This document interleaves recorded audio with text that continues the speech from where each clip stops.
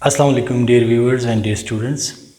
In today's video, we will discuss another very important topic of international relations, and that is the global political economy or the international political economy.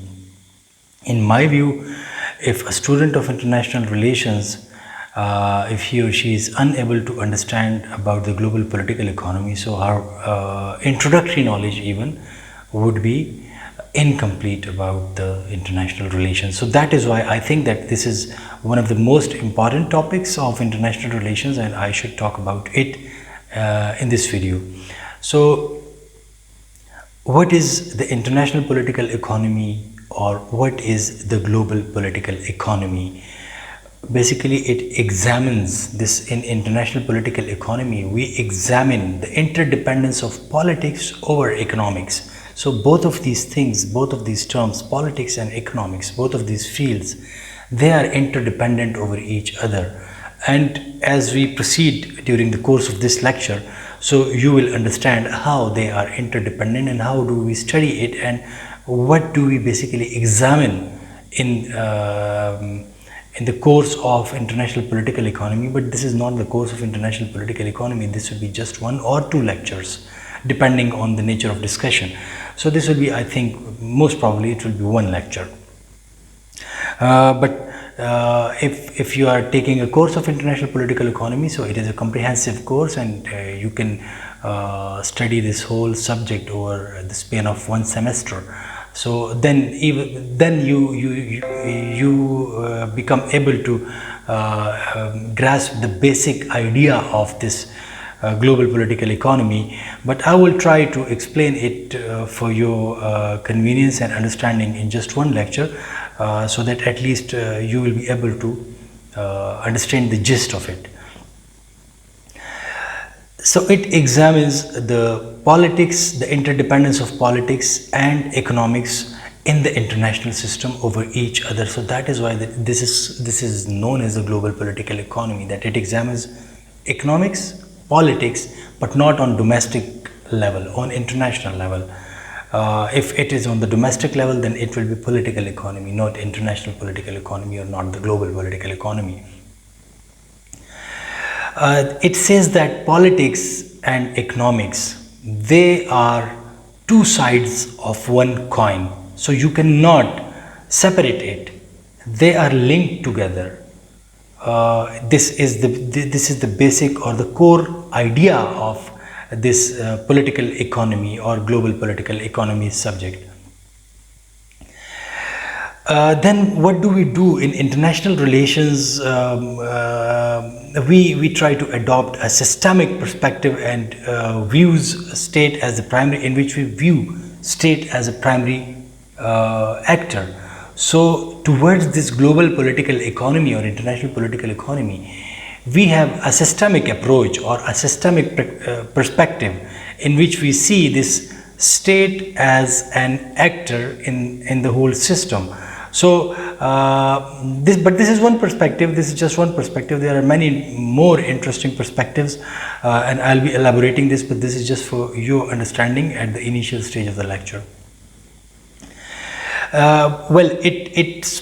This study springs from the international economy, and it studies almost all those areas which transcend the state borders. And like the economy, all areas of economy which transcend the state borders, and then it interacts on international level with other state actors. So all those aspects of the economy, of the global economy, it is studied in the global political economy. Now, how do they transcend? For example, for instance, you just take the example of the free trade. This free trade, it is transcending the state borders. Every country is exporting and it is importing. Almost all of the countries are importing one thing or other thing, and then almost all of the countries, again, they export something. So in this whole interaction, this is economy, but now it is transcending, and these state actors are involved in they are still involved. They try to safeguard their interest, economic interest. So the policy is also then embroiled into the discussion. The policies of the states are also embroiled into the discussion of economy or economics. So that is why it becomes the global political economy. As I said, we will be try to dissect this term and this concept in a comprehensive manner and in bits and pieces, so that you get the core idea of what we are trying to study. Then there are some basic questions in the international political economy, and they're really quite basic questions, and this international political economy tries to find the answers of those questions. For example, who is the actual beneficiary, or who benefits the most out of the international economy? So there is always a debate going on. For example, some people would say that only 1% of the global population is controlling more than 90% of the global resources. So that is the elite. Then where is the bulk of this elite reside? So where does this bulk of elite reside? So that is a question to ponder over. So this question is answered, or at least tried to be answered, in this international political economy. Then how does this international and domestic political economies or politics, they interact with each other? So this question is also answered.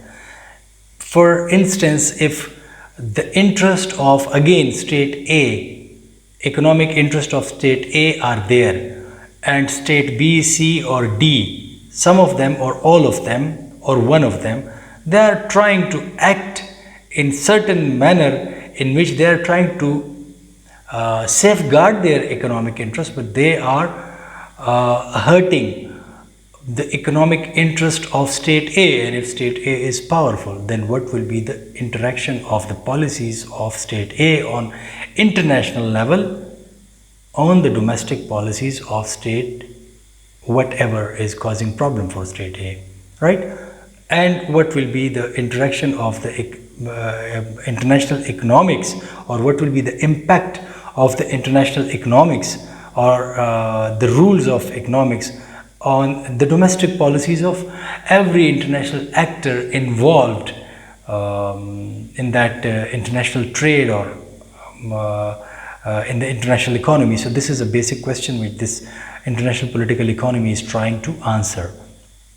Then well, for economic activities at state level, there is a regulator, and this regulator is monitoring the whole economic affairs, and it is regulating the economy of the country, and it is asking industrialists to install this kind of industry in this kind of in that area, and then that kind of industry in another area.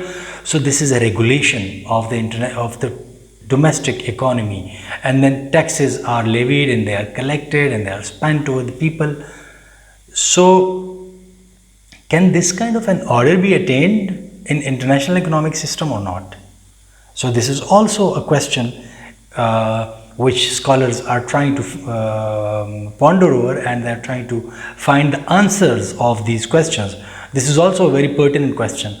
Then can collective action be achieved within the international economy? Collective action, it is a very complex thing. I will explain it in a bit, but you just need to keep in mind that it is kind of a game theory. Like in the collective action, every state will be benefited if they collectively act in unison. But then there is that trust deficit, and all the states are not willing to take an action, and they are not willing to cooperate with each other, and then there is this prisoner dilemma or the game theory. It comes into play. So I'll try to explain that in a bit, not in that much detail, because I do not want to stretch this topic over 2 lectures, but let's see what happens as we proceed.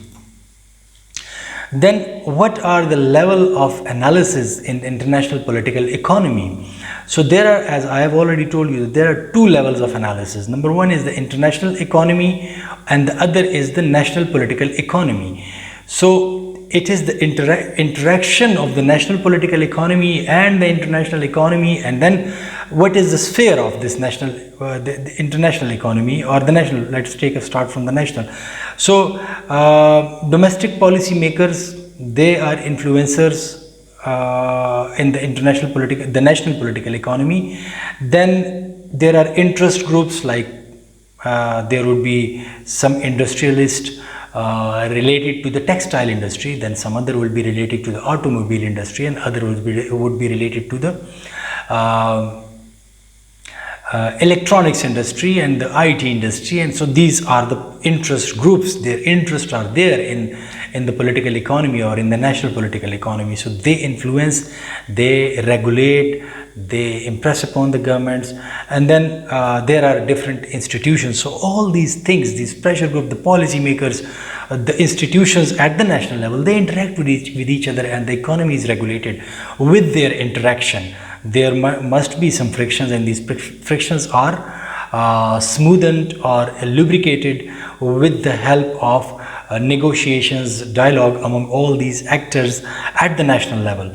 And then there is an international level where international institutions and sovereign states interact with each other.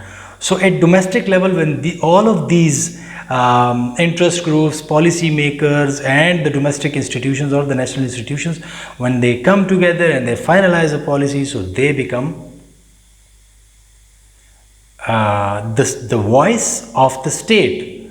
So now they will be presenting their voice in a unified manner, in a coherent manner on international level. And then there are international institutions.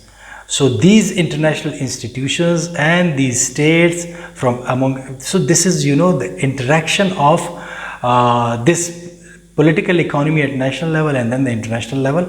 So this is the interaction, and then there are some common grounds, and they interact with each other, and then a shape comes out. It takes the final shape of whatever shape we are finding this political economy in. So it takes that shape.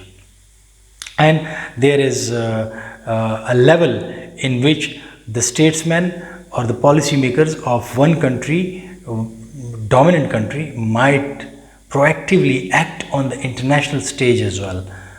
So then we see that country dominant in the international trade. Then what are some of the perspectives if you want to understand this political economy? So what are some of the perspectives? So the first perspective which comes to our mind is that of mercantilism. Political economy can be studied with the lens of mercantilism. Now, what is mercantilism? It is, you can call it, it is the parallel of realism on the economic side, on the economic front. It is the parallel of realism in international relations. Now, what is realism in international relations? For your understanding, just briefly, I will go through the concept of realism, and it is basically realism in international relations is telling us that there is a lack of central authority, a chaos on international level, and every state is operating in that chaos, and that is why it is maximizing its own power. Every state is maximizing its own power because there is an anarchy on international level. So that is, you can call political realism, or that is the realism in international relations.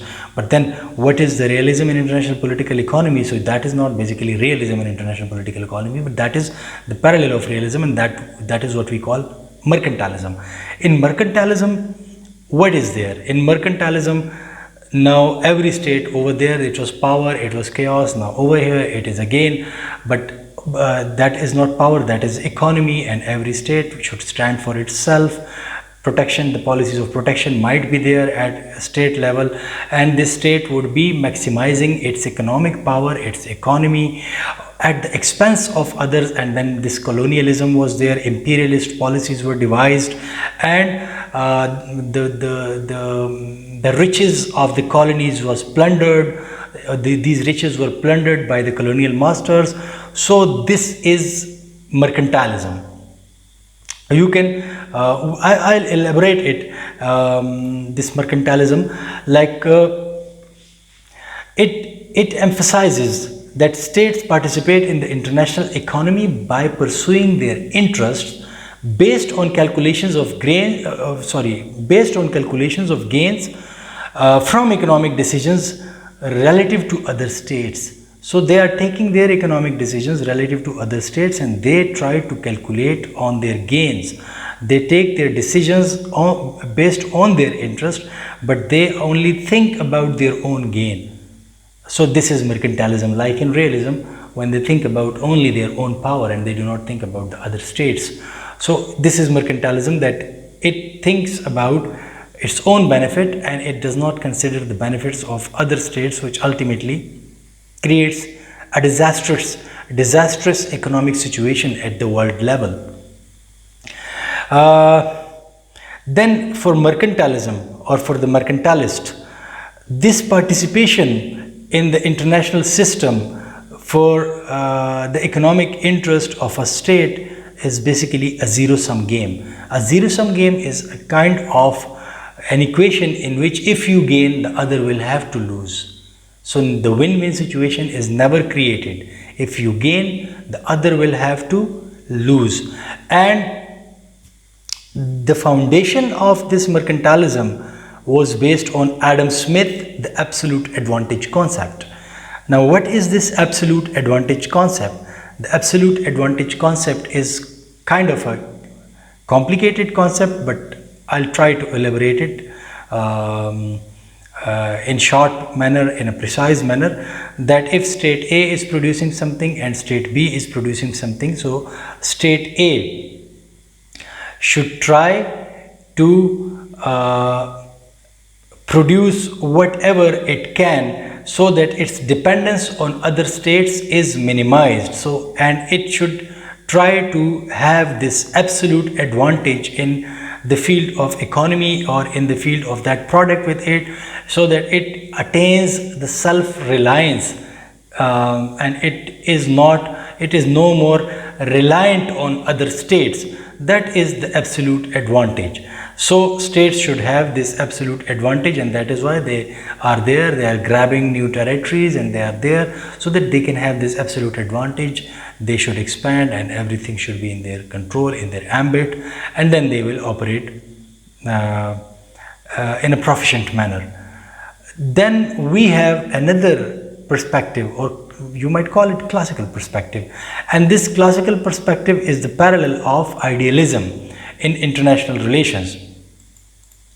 This idealism in international relations, it was given by Woodrow Wilson, and his philosophy, or the idealist philosophy, is that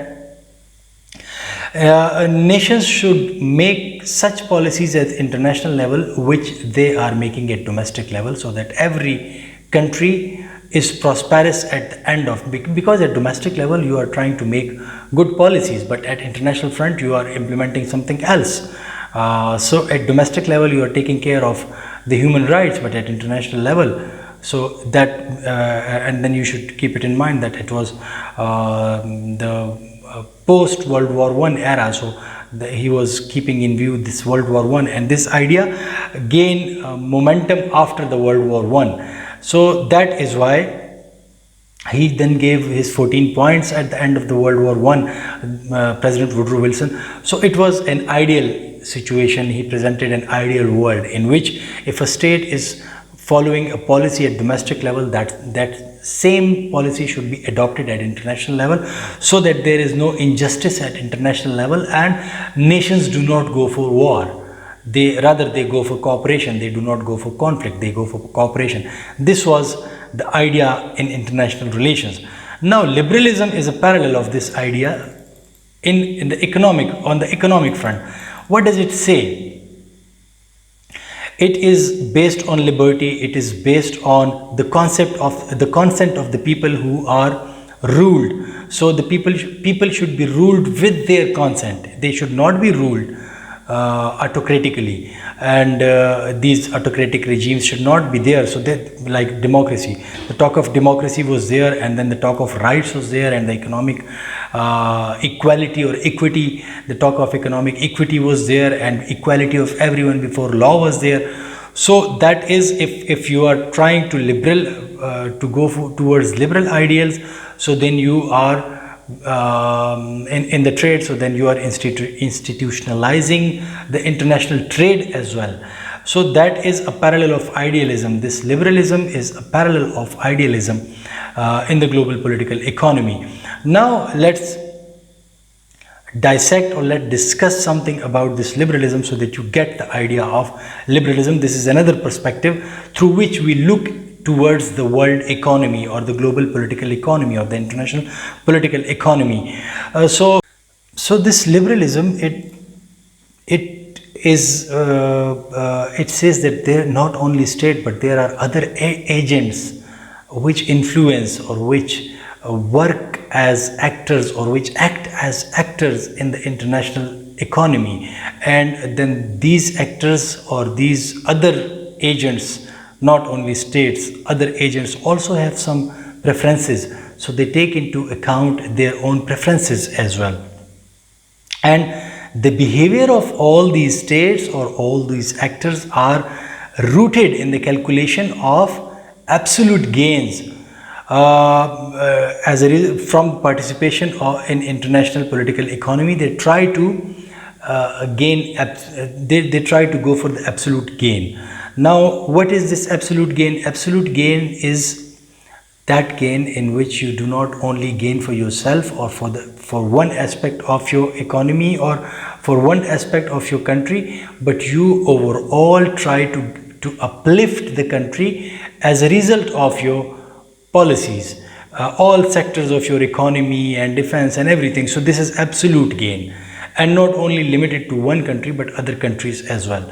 This absolute gain is for other countries as well.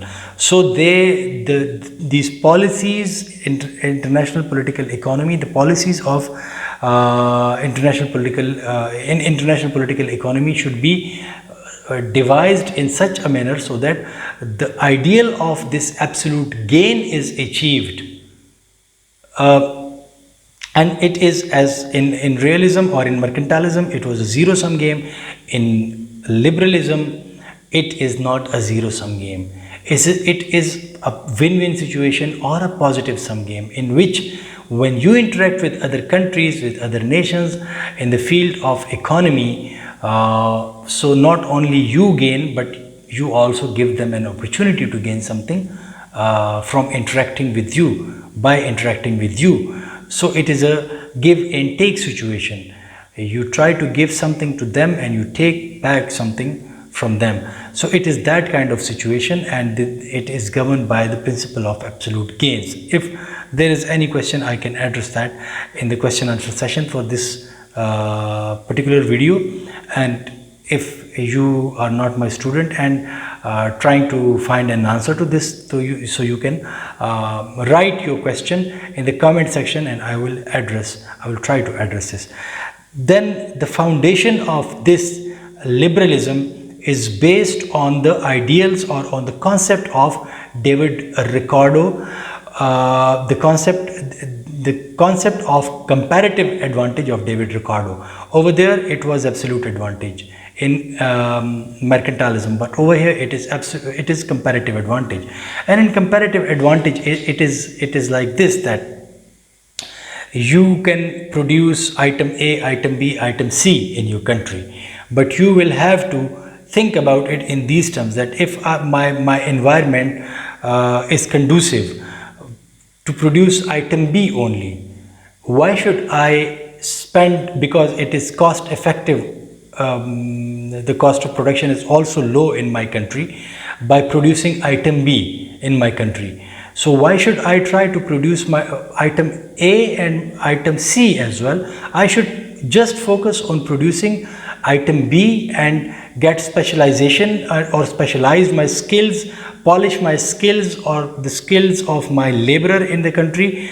The country should think in these terms in the production of item B, so that I can meet the growing demand of the whole world or the whole region who also need item B. And then there is another country where the cost of production of item A or item C is quite low. So if that country produces that item and I import that item from that other country, so over here it will still be of low cost for me in my country. So that is why I should not burden my economy by producing item A and item C. I should rather focus and divert my attention and my resources towards the production of item B, so that it is produced in supreme quality and in low cost, and I will export this to all the other countries who need or which need item B, and as a result whatever items I require, there is absolute advantage of some other countries in those items. So I will let them do their focus on their work and they will produce all those things, and then I will import it. If you can take the example of Pakistan in this regard, that nowadays this sugar crisis was there. So there is debate going on in the country among the policy circles that whether we should really try to produce sugar in our country, because sugar is quite costly. The cost of production of sugar is quite costly in Pakistan, and we do not have this comparative advantage in the production of sugar. So why not import this sugar from some other countries, and even then it will be 60 rupees per kg in Pakistan. Now it is around 80 plus 85 or 90 rupees per kg. So why not produce cotton instead of sugar? We have comparative advantage in cotton, and we do not have any comparative advantage in sugar. So the production of sugar is not beneficial for our country, because there are many other countries whose sugar is of supreme quality than the sugar of Pakistan, the sugar which is produced in Pakistan, and the cost is also low than the cost of the sugar in Pakistan. So why not import that sugar from them and focus on this item in Pakistan, which is the textile or the cotton. So why not grow cotton in our agricultural land rather than sugarcane. So this is now a debate of comparative advantage in Pakistan. This was just an example which crossed my mind, so I thought to share it with you, and I hope I have made my point clear. If not, again the same thing, you can ask me either in comment and I will address in the class as well, and you can ask me in the class as well. So it is that. Then another perspective in international political economy is that of regime theory. It represents an area of convergence between realist and liberal thinking, this regime theory. What does it say? It says that what is a regime basically? First of all, let me explain this regime. Regime is institutions, rules and norms. So the governance of international political economy through institutions, rules and norms, that is the domain of that is the study of regime theory, or regime theory deals with these kind of issues in international political economy. And we have a parallel of this regime theory in international relations, and that is institutionalism, in which we are trying to study and the interaction of institutions.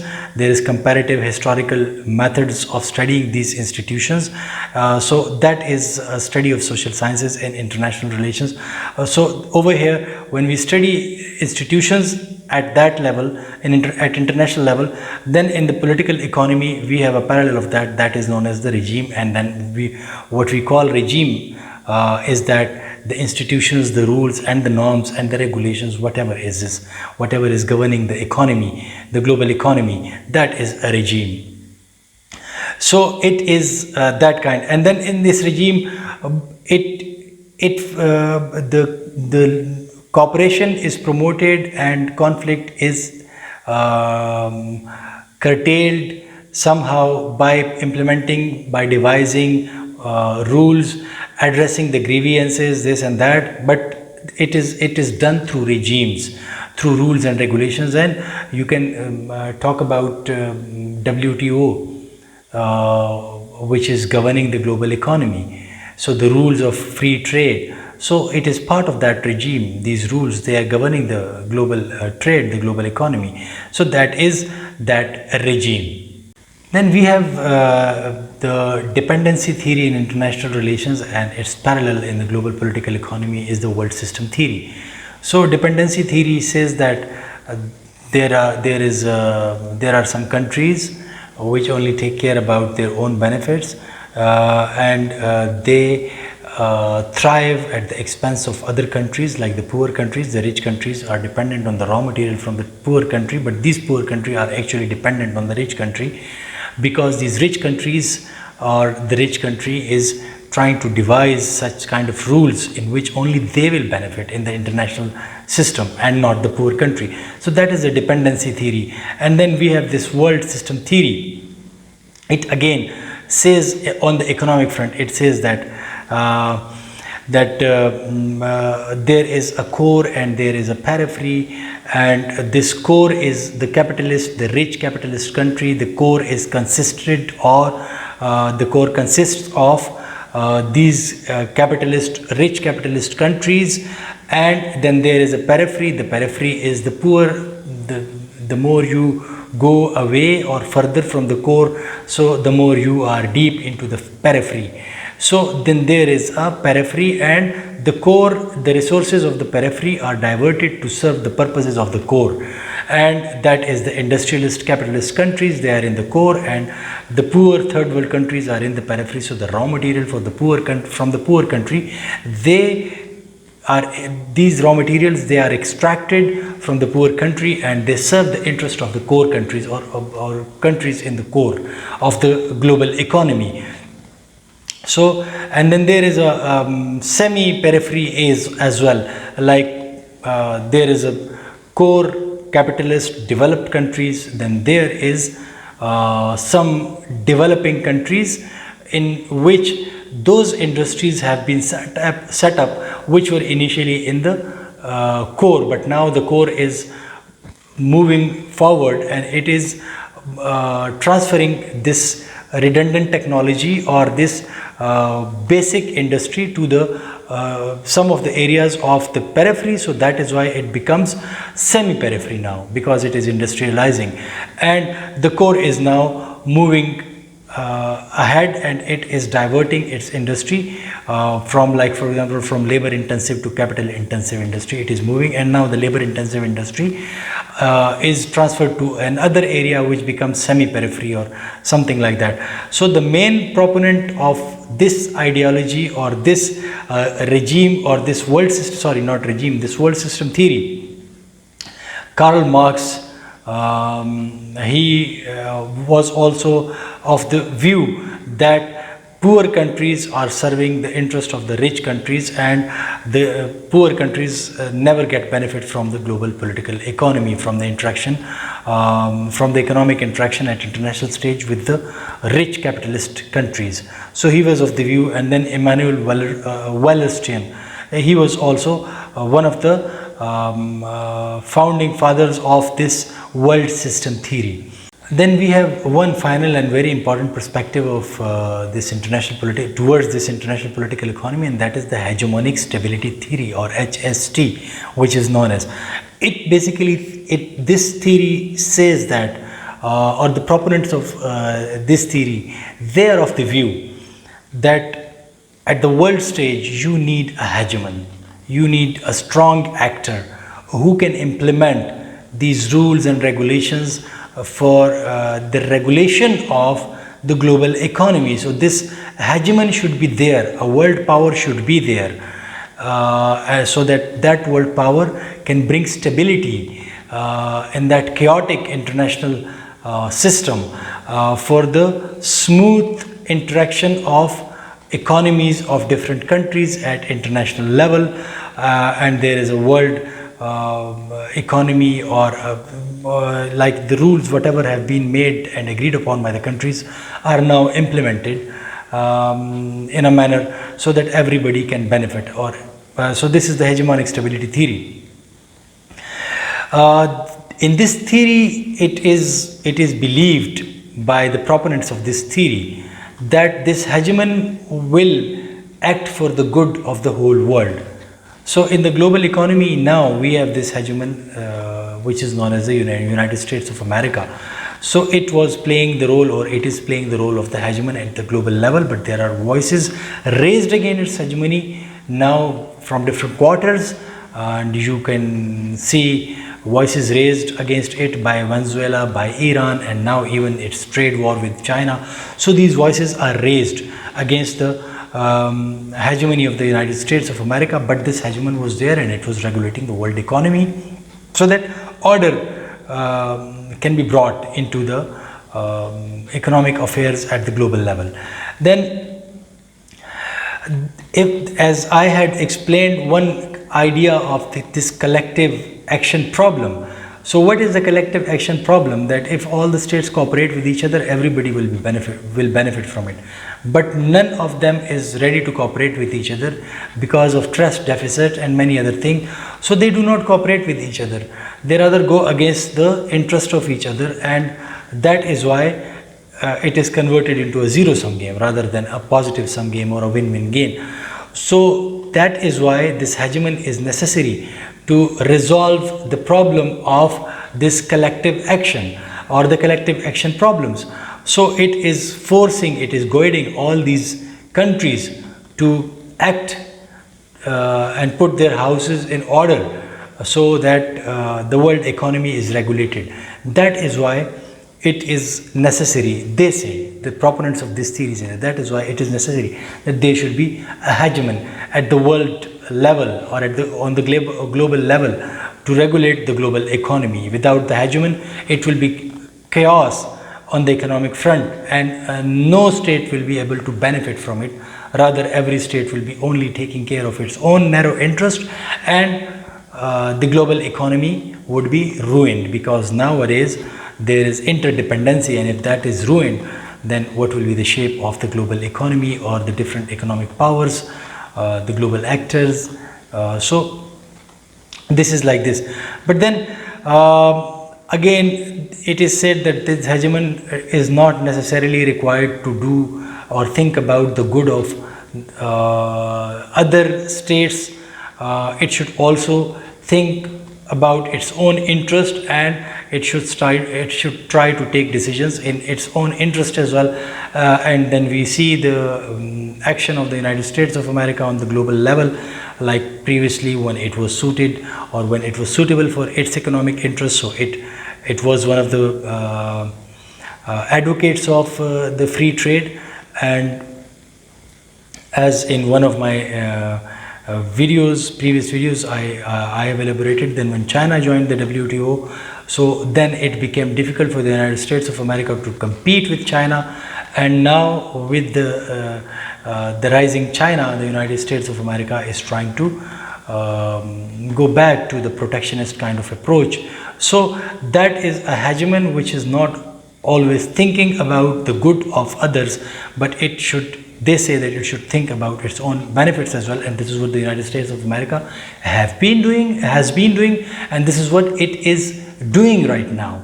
So this is these are some of the main theories or main perspectives of the global in understanding the global political economy.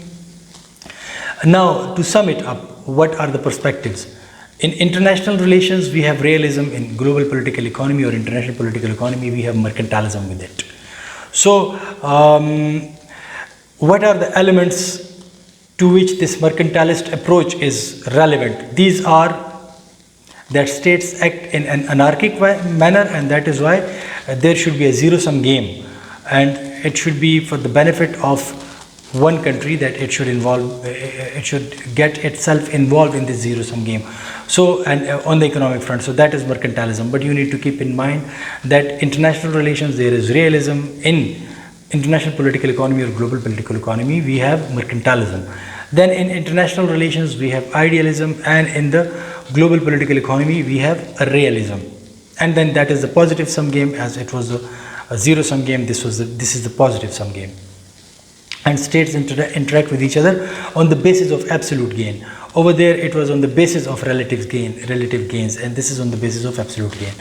Then institutionalism is there in international relations, and its parallel is the regime theory.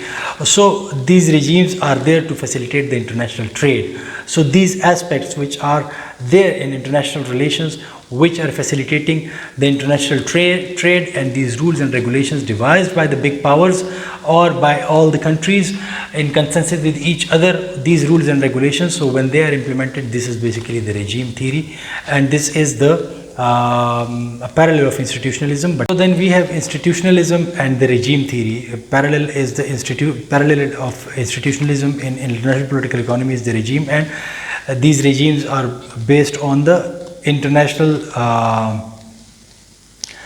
institutions, rules and regulations and norms. So this is concerned with these regimes. So that is why it is known as the regime theory. And then we have the dependency theory in international relations, another perspective which we studied, the dependency theory in international relations, and the world system theory. So this world system theory is then the core and periphery, which I elaborated. So you need to keep in mind in that. And then finally, we have this hegemonic stability theory. Okay, these are all different perspectives, but what is the hegemonic stability theory? It says that there is a hegemon is always required to regulate the world economy. Otherwise, the world economy would not be regulated without a hegemon, without an influencer, without a strong force which is above all these states. So currently, as I just mentioned, that the United States of America is playing the role of this hegemon. So if we are trying to summarize this lecture or this whole debate about this international political economy, so how would it be that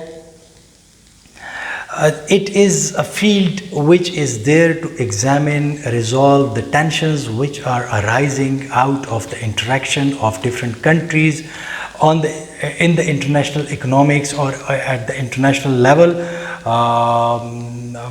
because they need to interact with each other on the economic front. So whatever friction, tension is arising, international political economy is trying to look into the causes of those frictions and then present a commentary over it and present a way forward even.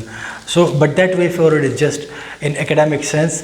It is not like a policy recommendation and this and that, but these are the this is the study, this is the domain of intellectuals or academicians. So they think about it and they try to come up with finding the solutions of these problems. Then political economy or international political economy, it concerns itself with what? Number one, the nexus between national and international political economic activity or activities. So it concerns itself with that. Then the distribution of power in the international economy. Why this country is rich, like the core and periphery, what is the distribution of power? Why this regime is there? And why this hegemon is there? So this is the distribution of power. Which is the country, which country is influencing the policies and the rules and regulations of these regimes? So this is the study of international political economy. This power distribution is also studied in international political economy.